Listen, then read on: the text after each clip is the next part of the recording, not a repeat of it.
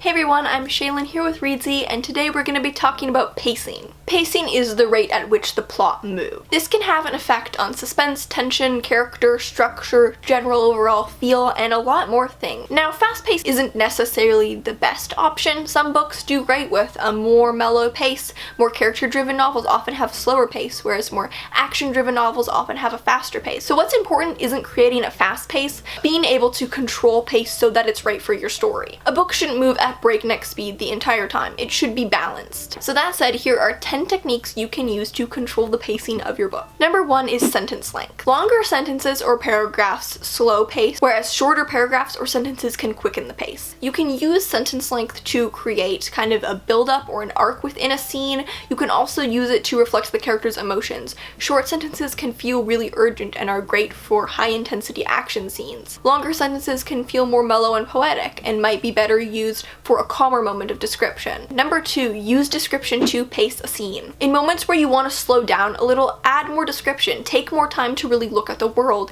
and then when you want the pace to speed up, focus more on the action. Don't really go into lengthy descriptions at this time. And then when you want to speed up the pace, you can shift away from description and into action. Number 3, use your subplots. The balance between subplot and main plot is a great tool for controlling the pacing of your main plot. If you feel like you need to ease a bit back off the main plot, you can shift a little more attention or focus to the side plot for a little bit. If the pace of the book is moving too quickly, consider adding more subplots. If it's a little slow, consider maybe easing off the subplots to give more focus to the main storyline. Number 4, flashbacks and backstory.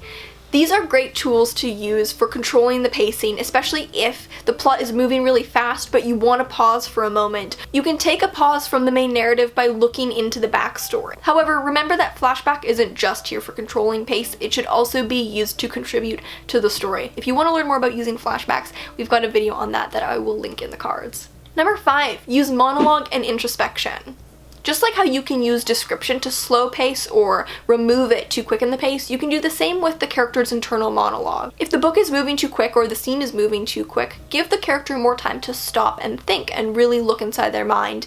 However, if the plot is too slow, see if maybe you have a little too much introspection. Number 6, use dialogue. Dialogue typically reads faster than narrative, so if a scene is moving too slow, maybe you should shift more to dialogue. The same amount of words in a conversation just reads so much faster than those number of words as exposition in most cases. Number 7, use the balance between scene and summary. Scene is a great tool for when you want the pace to feel quick, even though you're actually taking more time. This is when you're actually playing out a scene as a full narrative beat in the fictive present, maybe with dialogue. However, there's also another tool for controlling pacing, and that's narrative summary. Summary condenses time, therefore you're moving quicker through the plot. So a little bit of narrative summary can feel like it's quickening the pace. However, longer sections of narrative summary, even though time is condensed, so time is actually moving faster, actually reads slower than scene, so it can feel like it's slowing the pace. Number 8, use cliffhangers. Now, cliffhangers are not to be overused, but at the right moments, they can really increase the suspense and tension. The need to know immediately can keep the pace pretty exciting and really ramp up the pace for that reason. That's why they're really popular devices in suspenseful books or genres. Number 9, you can control where you cut your chapters.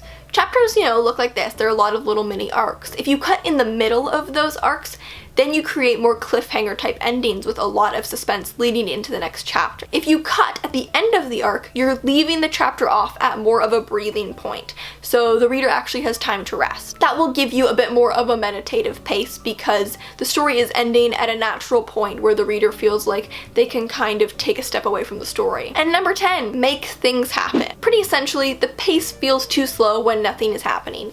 If the pace is slow and it's a problem that it's too slow, the issue might just be that nothing has happened to move the plot in a long time. So if the pace is too slow, include an important beat to actually move the plot forward. So that's everything on pacing. If you want to learn more, you can check out the blog post linked in the description. And remember to subscribe for new writing, editing, and publishing videos every Tuesday and Friday. Until next time.